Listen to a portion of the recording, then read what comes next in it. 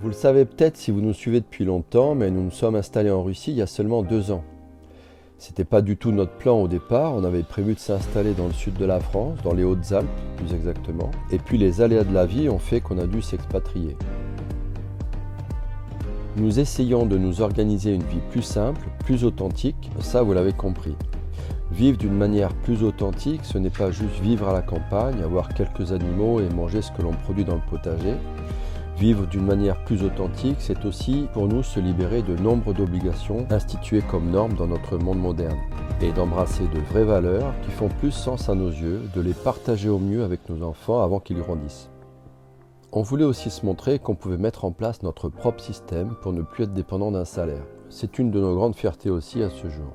C'est pas encore gagné, mais ça en prend le chemin. Notre source de revenus n'est rien d'autre que la mise en location saisonnière de notre chalet en France et plus modestement de notre appartement ici à Vladimir.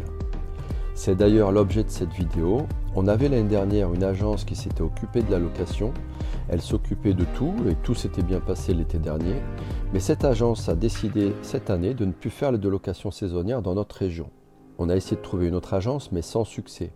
Tout se fait maintenant par des sites de location ou des channel managers. C'est donc ce qu'on a fait aussi. On a mis une annonce sur Airbnb et c'est là qu'on voudrait solliciter votre aide. On aimerait d'abord savoir ce que vous pensez de l'annonce. C'est notre première fois en France, alors on voudrait mettre toutes les chances de notre côté. On a mis tout ce que conseillait Airbnb, on a regardé quelques annonces similaires sur le site et voilà ce qu'on a mis en ligne. Peut-être avez-vous cette expérience en tant qu'hôte ou voyageur. Dites-nous si vous avez des commentaires, si vous avez des conseils. Ensuite, qui sait, peut-être que vous-même pouvez être intéressé par visiter la région, passer plusieurs jours dans les Hautes-Alpes, découvrir un chalet nordique comme vous pourriez en voir en Norvège ou en Russie. Et si ce n'est pas vous, peut-être que ça pourrait intéresser un de vos amis. Alors, merci de partager et merci pour votre aide.